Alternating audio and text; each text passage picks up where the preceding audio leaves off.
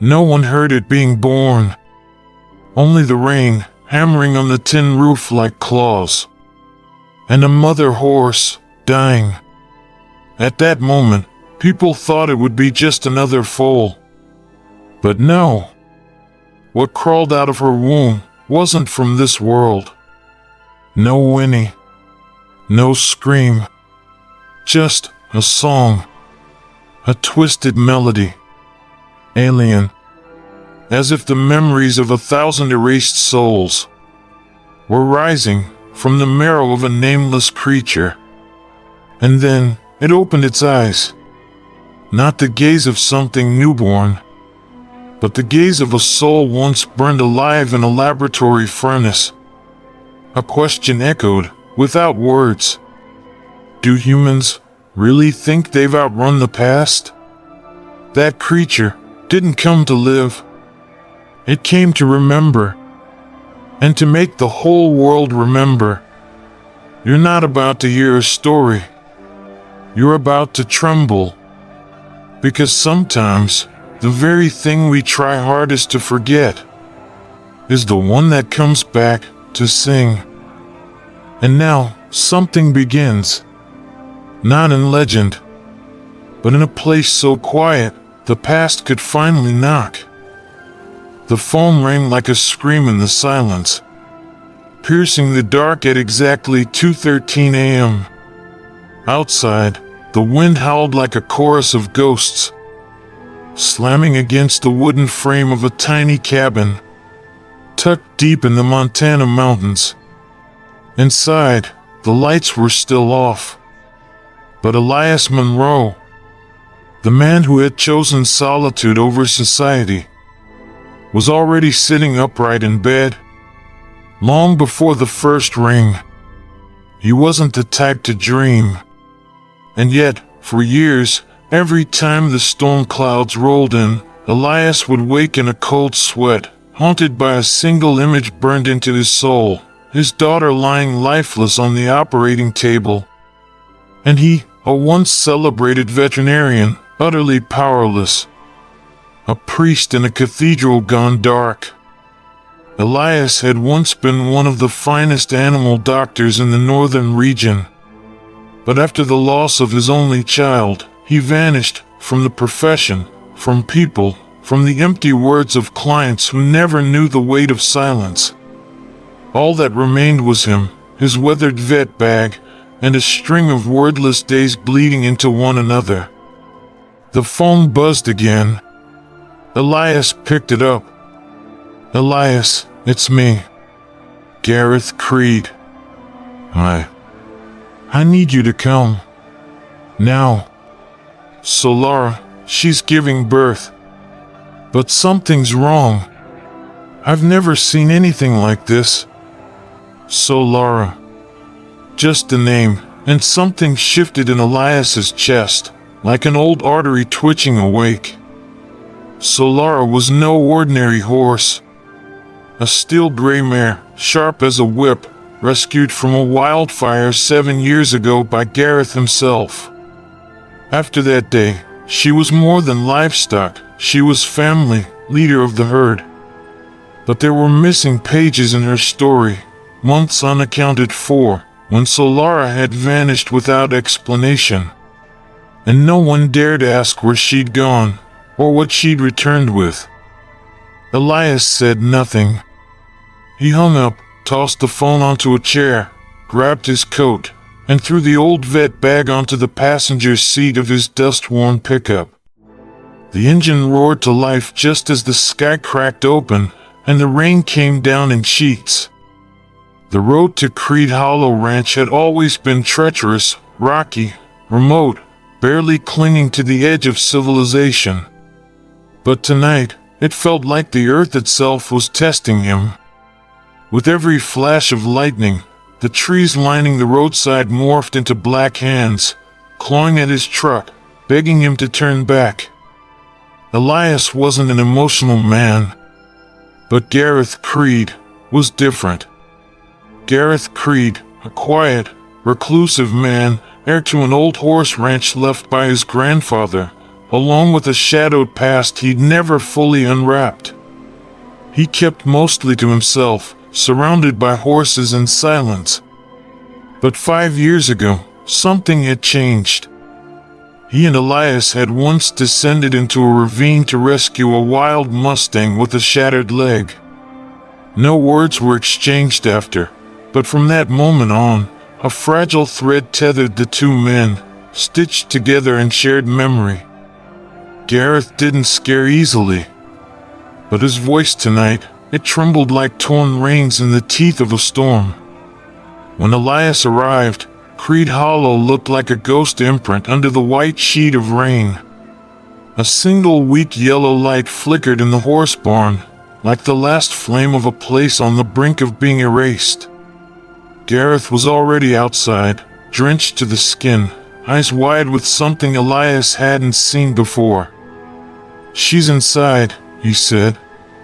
"Only that. But Elias, whatever's coming out of her, it's not a horse." Elias didn't speak. He stepped past Gareth, pushed open the stable door, and right then, a sound echoed from within. It wasn't a whinny. It wasn't a scream. It was something else. A melody. Short. Unearthly. Almost like a lullaby. Elias froze. Above him, the rain beat down on the tin roof like a war drum. And at the end of that hallway, something was being born. Something stepping into the light. Or into the dark. The air inside this stable was thick. Not with the smell of damp earth or rotting straw, but with a silence so heavy, so absolute, it felt like a boundary was about to be crossed. A boundary no reason could explain. Elias stepped in, his boots sinking halfway into soft, wet mud. The dull yellow bulb hanging from the ceiling swayed with each gust slicing through the rafters. In the main stall, Solara lay on her side in a bed of hay, her massive body convulsing in waves, as if she were battling something not entirely her own. Sweat poured down her flanks, darkening her ash-gray coat until it shimmered like wet stone. Her ears flicked violently. Her eyes, wide open, weren't filled with pain alone. There was something else in them. A raw blend of panic and recognition. "She started contracting this afternoon," Gareth said from behind, his voice shaking like reins pulled too tight. "But it's gotten worse. I've delivered foals before, but I've never seen anything like this. Never." Elias knelt beside Solara. His hand pressed gently against her belly, burning hot, swollen, tight with strain. The heartbeat raced. Muscles clamped down hard. The contractions were irregular, chaotic, like something inside was fighting, not just to be born, but to break free. "She's not just struggling with pain," Elias murmured, eyes narrowing. "She's fighting the very presence of what's trying to come out." A sound escaped Solara, not a whinny, not a groan, but a deep, broken, strangled noise. Like a cry from somewhere inside her, somewhere far older than flesh. Then, the impossible happened. A sudden movement, the rush of water breaking. Elias yanked on his gloves. His hands moved fast. Just in time to catch the small head slipping into the world, followed by a limp, slick body curled in on itself like living kelp, but cold. So cold, it made Elias shudder. He pulled the creature gently into the open, laid it onto a cloth-covered mound of hay, and went utterly still. This was not a foal. The being was far smaller than any newborn horse Elias had ever delivered. Its back curved unnaturally, one foreleg bent at a strange angle, yet the joints flowed smoothly, like silk through fingers. Its skin was draped in a translucent veil, like the shimmer of dew at dawn, soft, luminous, almost iridescent like fish scales in sunlight. And then, the light. Its coat, if it could be called that, glowed faintly. A shimmer that didn't belong to blood or muscle or fur. Elias leaned closer, peered into its eyes, wide, round, jet black. They didn't blink. But what made him recoil wasn't fear. It was familiarity. There was awareness in those eyes. A silence that spoke. An intelligence that had no place here. A whisper from somewhere far, far beyond. Elias, Gareth's voice cracked behind him. That thing, that can't be a horse. Elias didn't answer. The creature breathed faintly. And then it sang. Not a neigh. Not a moan. A melody. Soft. Otherworldly.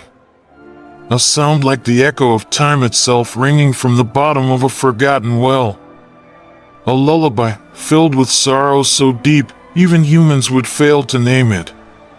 Gareth stepped back, his hand gripping the stable beam like an anchor. His eyes trembled, not from fear, but from recognition. Something he'd buried. Something now clawing its way back. Elias placed a hand on the creature's back. Its skin warmed. A faint pulse beat beneath. It's alive, Elias whispered. And this isn't some accident of nature. It's a choice. What do you mean? Gareth asked, barely breathing. Elias looked up, fixing his gaze on the man. Gareth, he said calmly. I need you to tell me the truth. All of it. Where was Solara during the weeks she went missing?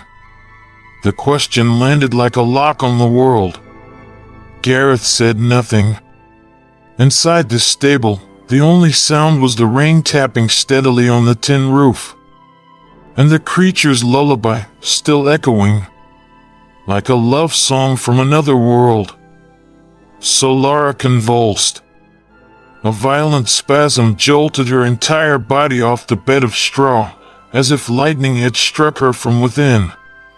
Her eyes rolled white, chest heaving, sweat pouring from her silver-gray coat like a spring erupting from stone. She's going into shock, Elias gasped, his hand trembling slightly as he pressed it against the artery in her neck. Her heartbeat's erratic. If we don't stabilize it in the next 60 seconds, she'll crash.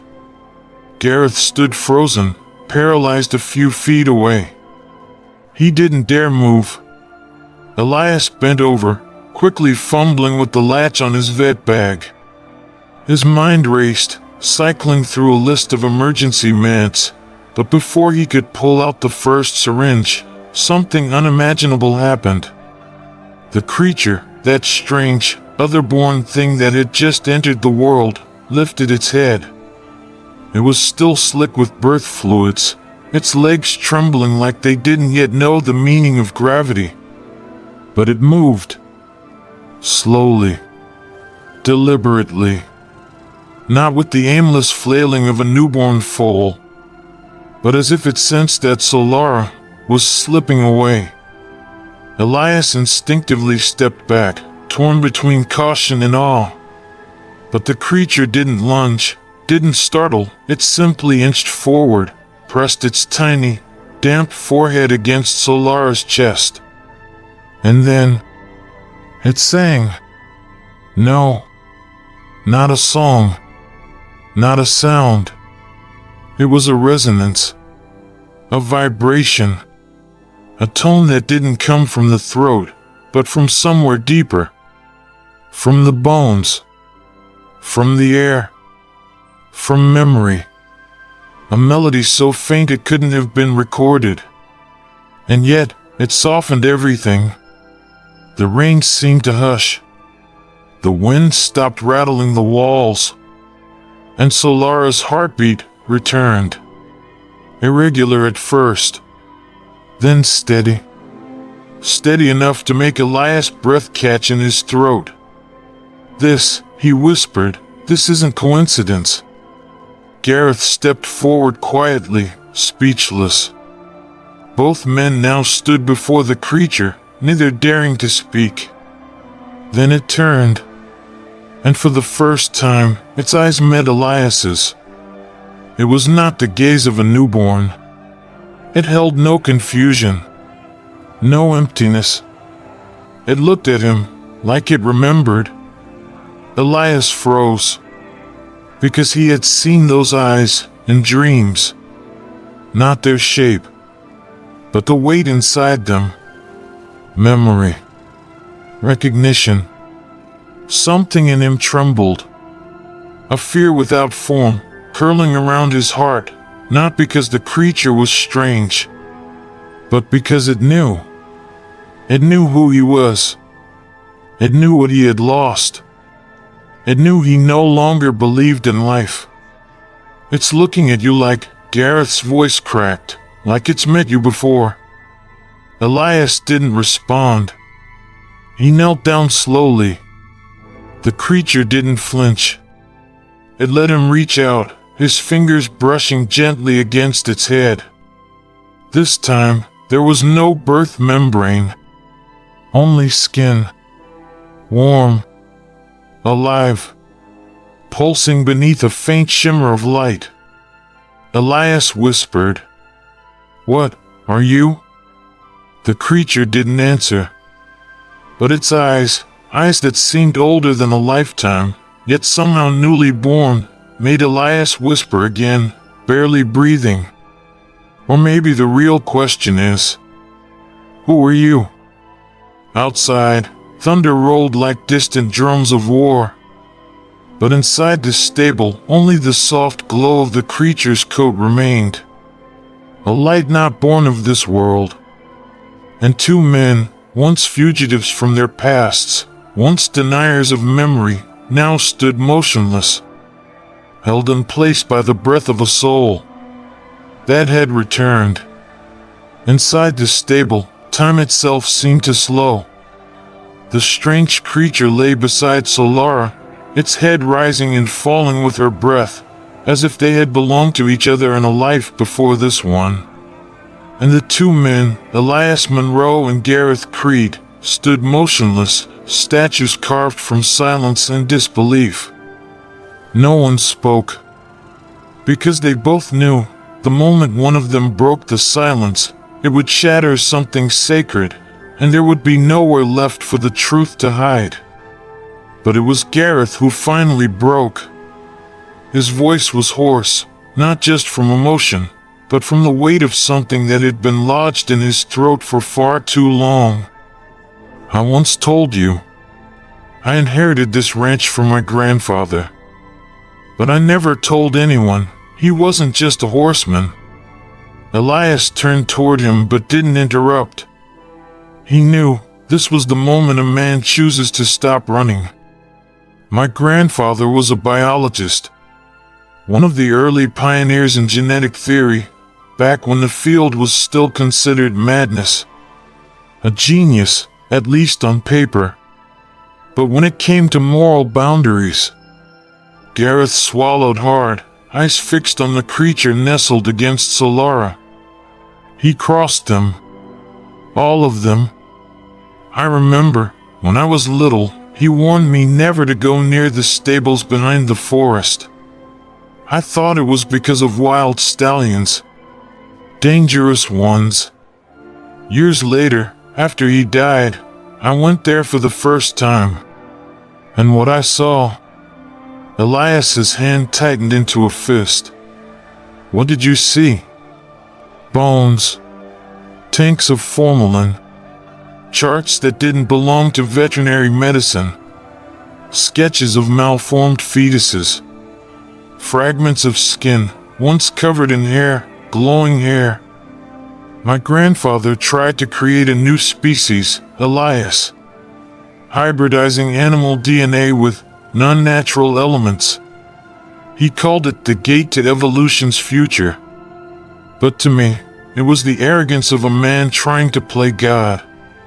Gareth let out a laugh, brittle, like rotted wood snapping in frost. I destroyed it all. Or, at least I thought I did. I burned every document, dismantled the lab, released every living animal. I turned this place into a real sanctuary. A clean slate. He paused. Until now. Elias looked at the strange being again, its fur still glowing faintly like pollen dust caught in sunlight. Solara, though just recovered from the brink of collapse, lay still beside it. Occasionally, she shifted, nudging the creature gently with her nose, like a mother shielding her child. A question began to claw its way into Elias's mind. Gareth, when Solara went missing for 2 weeks last year, do you remember where you found her? Gareth said nothing, and that silence was louder than any confession. Elias stepped forward, eyes narrowing. Don't tell me, you found her near the old stable in the woods? Gareth nodded slowly, gaze still locked on the creature. She wandered back there. I didn't think much of it. I thought the fencing was still intact. But I was wrong. So wrong. It seems something was waiting. A chill swept through Elias. Not from the cold, but from the truth peeling itself open, layer by layer, and each one threatening to collapse everything he thought he understood. Solara, that intuitive, unusually sentient mare, had been somewhere. Had touched something. Something that remained from a past meant to be erased.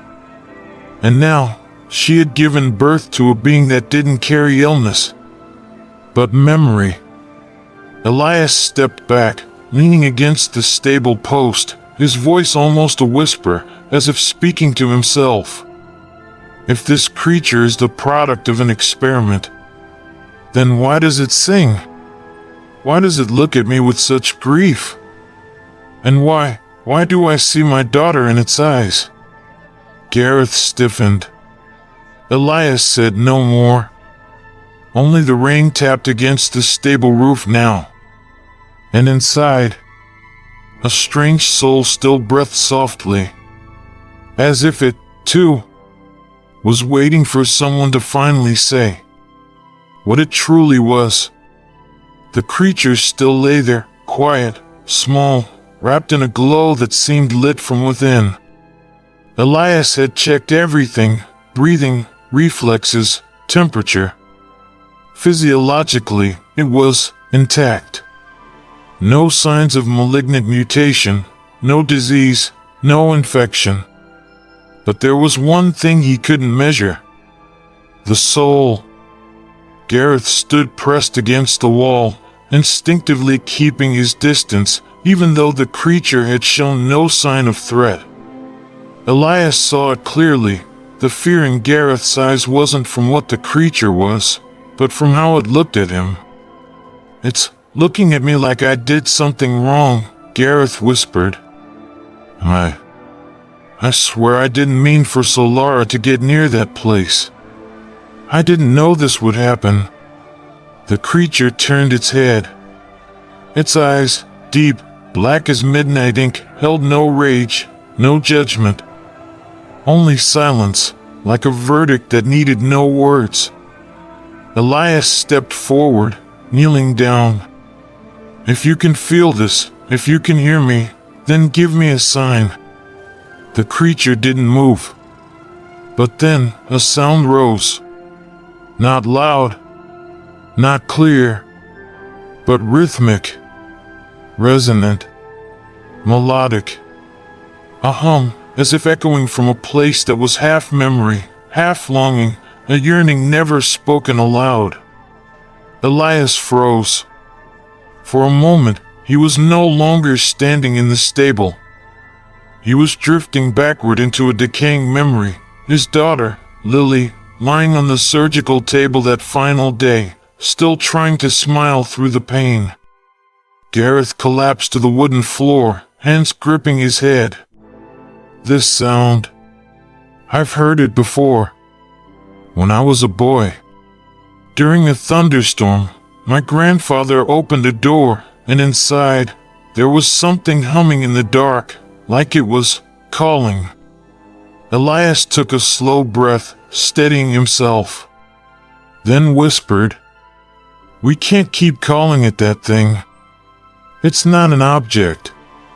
It's not a mistake. It's something more." He looked directly into the creature's eyes. "I'm going to call you Caleum. It means the fractured sky. Because you came from the crack between right and wrong. From a sky that's no longer whole, but still holds light." The creature blinked, and for the first time, it lifted its body slightly, pressing its forehead gently into Elias's hand. A faint spark, soft like vapor, brushed across his fingers and vanished into the air. No one said anything more, because in that moment, they both understood. Caleum was not the end of a mistake. He was the beginning of a greater question. Do we have the courage to face who we truly are? The sun hadn't yet risen, but the sound of an unfamiliar engine sliced through the fog at the canyon's edge, like claws tearing into a dream pretending to be peace. Gareth jolted upright. Elias moved quickly to the barn door. A matte black SUV sat just outside the ranch's fence. No license plates. No headlights. But the engine kept running. "Stay behind me," Elias said, voice low but firm as steel. "This isn't random." The car door swung open. 3 figures stepped out, all dressed in black. Black gloves. Long coats. Not a single smile. One of them, tall, lean, with silver-framed glasses, stepped forward. "Dr. Monroe. Mr. Creed. We're here to reclaim property." Elias narrowed his eyes. "Property?" The man nodded, unblinking. "The creature in the barn. It is the final subject of Project Solaris. Missing for years. Now confirmed.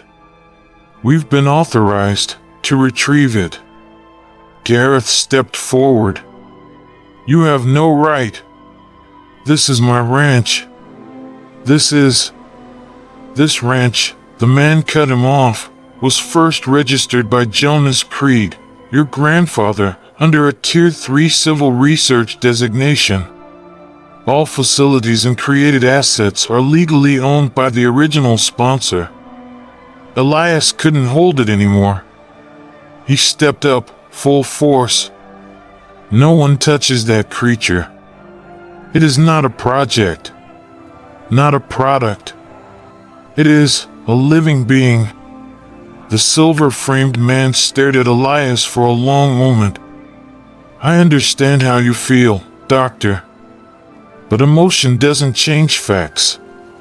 That thing isn't a horse. It wasn't born naturally. It is a variant. A lost asset. And we will retrieve it." Behind him, one of the others opened the SUV's trunk.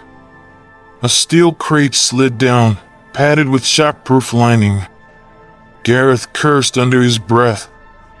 Elias clenched his fists. But before either of them could act, from inside the barn, Caleum began to hum. This time, the sound wasn't gentle. It was deep, resonant, like a siren rising from the ocean floor. No one taught him, but he knew when to speak. And he chose now. The 3 agents froze, hands flying to their heads, as if struck by a frequency not meant for human minds. The silver-glassed man stepped back. What The hell is that?" Elias didn't answer. Caleum stepped out of the barn. No trembling. No hesitation. He faced the intruders head on. No screaming. No resistance. Only a gaze. Cold as a sky about to fall.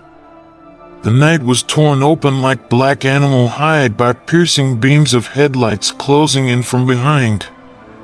Elias's pickup tore through the winding forest roads like a cornered animal, wild, desperate, and nearing collapse. The wind howled like wolves. Trees whipped past like clawed hands. Gareth was in the back seat, holding tightly to Solara, whose breath was growing shallow and erratic. Blood trickled from her hooves, self-inflicted wounds from panic and thrashing. And Caleum, that fragile, trembling being, was shaking violently. Not from cold, but because what was coming wasn't just men. It was the past. They're forcing it back into the cage that erased the songs from souls who once knew how to sing. Elias growled through clenched teeth. "And I swear, if they get their hands on it, it won't die, it'll be erased." One note at a time. A bullet grazed the windshield. Gareth screamed. The rear tire exploded. The truck skidded, flipped sideways, and slammed into the soot-choked ground of what used to be the old lab site, burned to nothing back in 1989. Elias opened his eyes to the stench of gasoline and smoke. His shoulder was dislocated. Blood trickled down from his temple. Caleum was no longer in the back seat. Gareth shouted, "Where is it?" Elias crawled from the wreck, wind slicing his face like knives. And then he saw Caleum, standing alone in the middle of the ash field, light flaring from its back for the first time, like the sunrise set on fire. A drone hovered silently overhead. "Step out of the light, little one," a voice crackled over the radio. "You're a product, not a soul." Caleum turned its head. And then it sang. But this time, it wasn't a song. It was a cry. A cry born from generations of silenced souls. A cry buried in the DNA of those erased before they ever lived. Elias collapsed. He could feel memories flooding through his bones, images of horses strapped to cold metal, eyes frozen in terror, their brains drained behind mirrored glass. Gareth trembled uncontrollably. Caleum collapsed in the ash. Elias dragged himself toward it, pulling the creature into his arms, beneath a sky burning red like open wounds. "I'm sorry for ever thinking you needed to be fixed. You don't need healing. You need to be held. And if I have to die for that, then let them pull the damn trigger." They found shelter in a ruined log cabin near an abandoned horse compound, hidden beyond the burned pine hills. The door creaked open. Inside sat an old man, blind in one eye, by a fading fire, holding a broken flute in his hands. "I knew you'd come," the old man said, as if he could hear every footstep. "And I met one like it, many years ago. His name was Dorian Kane, a former war soldier, once assigned to guard a classified breeding facility that grafted genes into military horses. He spoke of one, Ashera, a black mare, beautiful as smoke, and capable of song. She made sounds like the lullaby of a child never born. And they feared it. They locked her up, dissected her, studied her, and when they had no more questions, they burned her, like a defective object." Elias fell silent. Gareth's hands clenched so hard, his knuckles split. "Caleum won't become another Ashera," Elias said. I won't let that happen. Dorian nodded slowly. Things like it don't come back to repeat the past. They come to prove not all souls die in fire. They found refuge in a cold cave beneath the ruins of a shattered pine canopy. Solara whimpered weakly. Gareth took off his coat and laid it over her belly. Elias, bruised, his shoulder torn, cradled Caleum in his arms like a dying infant. Caleum was seizing. Eyes clouded. Pulse fading.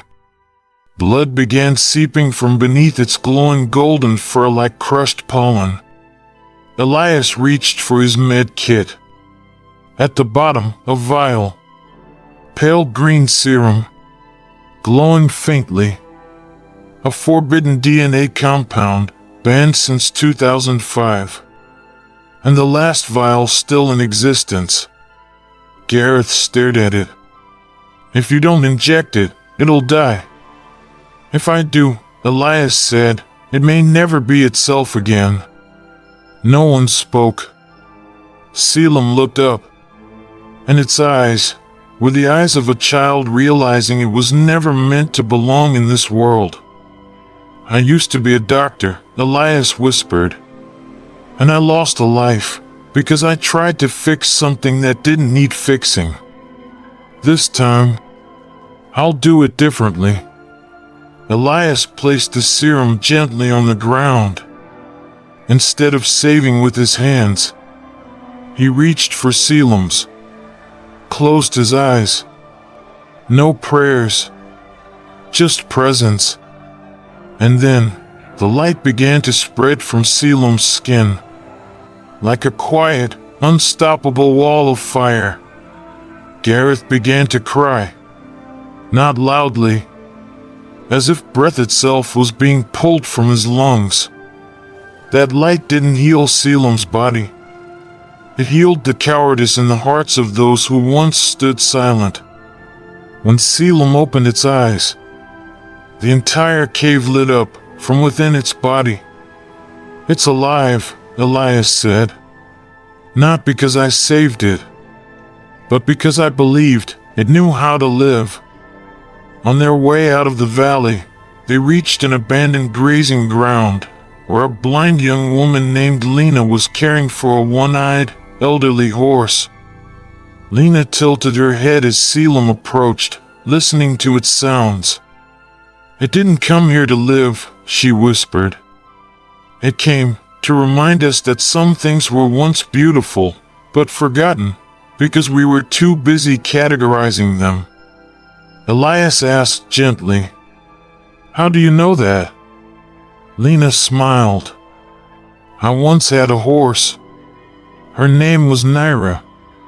She knew how to unlock her own gate. She used to hide things I dropped. One day, she made a sound like singing. They called it a neurological malfunction. They took her away. Never brought her back. Not a word of explanation. Elias looked at Lena. She never looked at him. But in her voice was something that sounded exactly like Caleum. Not blame. Not begging. Just remembrance. They called him the father of next-gen evolution. Dr. Arthur Hawthorne, once a colleague of Gareth's grandfather on the Solara project back in 1986. A man who faked his death in a lab explosion. And now, re-emerging under the guise of a biological prophet, heading the largest genetic therapy conglomerate in the Americas. Caleum is humanity's final chance, he declared on live television. With its genetic code, we can create a generation free from disease. No weakness. No death. He wasn't exactly lying. He was just omitting the soul. Deep down, he wanted more control over life itself. A world where kindness had been edited out of the genome, where pain was reprogrammed to serve power. In the dim war room, Hawthorne stared at satellite imagery of Caleum, A being capable of producing bioresonance waves that trigger memory linkage across individuals, a mechanism never before observed. It doesn't just remember, it makes others remember. And that is the most dangerous thing of all. He slammed his hand on the table. Find it. Contain it. Alive, or at least intact. Cold wind ripped across the sky. Elias sat alone by a creek, where Caleum lay sleeping, the light on its back fading to a soft pulse. He pulled a photograph from his coat. Lily, his daughter, 12 years old. Bright eyes. Tilted smile. Lost to a rare degenerative condition. Doctors were the last people I trusted, he once told his wife as he signed the Do Not Resuscitate form. I was the last person who should have done this. Elias had once held a syringe in his hand and set it down. Just like now. Caleum stirred slightly. Elias pulled the blanket higher. But the creature's eyes opened, and for a fleeting second, he saw Lily's eyes in that gaze. Exactly as they had been in her final moment. I could have kept you here. But I let you go. Because I didn't want to be selfish. But now, what if Caleum is the chance? To make sure no child ever has to leave like you did? Gareth approached, holding a small vial extracted from Caleum's back. We could build a neurocancer vaccine from just one cell. You know that. Elias stared at the vial. His hand trembled. I don't know if I'm doing the right thing this time, or if I'm just trying to fix a pain that never healed.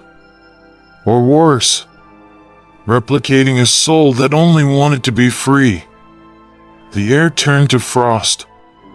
Solara hadn't eaten in 3 days.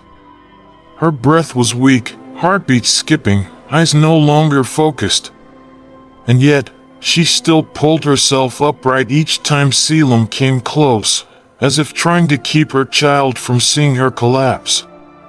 She's out of strength, Elias said softly. She's held on this long only so she wouldn't fall in front of him. Caleum crawled to her side, pressing its face into her neck. And then, the sound began. Not the usual hum. Not a gentle tune. But a deep, drawn-out melody. A lullaby for something leaving. A song with no rhythm, no words. Just a current of sound that made everything else fall silent. Gareth began to cry. Elias shut his eyes, his fists clenched. Solara let out her last breath. No whinny.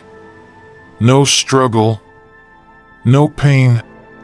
Only the light on her back. Slowly falling, like a tiny star, and merging into Caleum's spine. Caleum didn't cry, but from its eyes, 2 quiet streams fell, as if its soul had just tasted its first real loss. And from that day forward, whenever it sang, it would no longer be just to remember, but to preserve the most beautiful things that should never be forgotten. The sunset sky burned above them, the last light splintering into shards across the crimson cliffs of Coyote Ridge. This was the end of the road, the final place Elias had hoped to take Caleum beyond the reach of mankind. But they were too late. Hawthorne was already there, along with his special response team. Drones, floodlights, signal trackers, resonance blocking masks. Elias stood between them and Caleum, his shoulders trembling. But not his eyes. It doesn't belong to you, he said. It doesn't belong in a lab. It doesn't belong to anyone who ever thought they could control memory. It didn't come to fix the world. It came to remind us the world was once beautiful until we forgot how to listen. Gareth reached for his gun, but Elias held up a hand. Shooting someone is easy. Forgiving yourself, now that's the hard part. Caleum stepped forward. The wind lifted its glowing mane like a veil of starlight. It opened its mouth, not to roar, not to neigh, but to sing. And this sound wasn't music. It wasn't ultrasonic. It was something else entirely. Something that stopped every human being in their tracks, as if pulled into another space. A space where sound was the language of things that had never been named. One of Hawthorne's soldiers dropped his weapon. Another fell to his knees. A third began to sob. Gareth whispered, "It doesn't paralyze the body. It makes people see themselves." And then, like a wave of memory flooding every mind at once, they each began to see the things they had long buried. Gareth, on his knees outside the old lab's glass door, screaming as his grandfather removed the life chip from Asherah. Elias, cradling Lily in his arms, inside the ICU. Her eyes, not filled with blame, but with a kind of forgiveness that had arrived long before her father ever asked for it. A female operative from the Solaris program, seeing herself seal Solara in the underground chamber, while she was still breathing. And Hawthorne, standing still as stone. Before him, the image of his younger self, 26 years old, hands shaking as he signed the termination order for a newborn life form, deemed genetically unstable. But the creature had crawled toward him, nestled into his chest, trembling, and he had turned away. When the visions dissolved, Caleum was still standing there, not judging, not accusing, just watching, with the gaze of a soul that carried no vengeance, only the weight of unspoken memory. No one spoke for a long time. Hawthorne looked at Caleum, as if staring at the collapse of every theory of power he had ever built his life upon. "I created something capable of forgiveness," he whispered. Elias stepped forward, nodding gently. "No, it didn't come to teach us how to win. It came to ask us one simple thing. Are we worthy of a world that knows how to forgive?" Caleum stepped closer, quietly. No threat. It pressed its forehead into Hawthorne's palm. And in that moment, a light bloomed. Not a searing blaze, but something tender, as if moonlight had fallen into the bottom of a dry well. Hawthorne vanished. No pain, no scream, just a shimmer of light dispersing into the wind, as if he had never been a body, but only a regret, finally granted absolution. Caleum turned and walked away into the Red Canyon. No one called after it. No one tried to follow. No orders were given, because in the end, no one wanted to own a soul that could sing with memory. No whinny, no hoof prints, only a pale morning, the trail behind the ranch veiled in mist. And Caleum was gone, like a dream you almost held onto, but didn't. Elias and Gareth caught only a final glimpse of its back, the glow along its spine flickering once, like the last breath of a candle that knew how to sing. "It didn't leave because it was chased away," Elias said. "It left because we finally became quiet enough to stop holding his soul with fear. And he was no longer a doctor. No scalpels. No prescriptions. Only a place he built. A sanctuary for healing, where horses and humans simply sat. Not to be fixed, but to be heard. In a quiet corner of the ranch, a stone bore a single inscription: "Let the creature teach us silence before we ever learn how to heal." People began writing letters. Strangers who had never met Elias, never seen Caleum, knew nothing about the glowing horse, but dreamed of it. An elderly woman, ready to take her life, dreamed of a radiant being standing on a bridge, singing a song that made her step back. A veteran missing a hand dreamed of it standing on a hill, whispering, "You're not missing anything."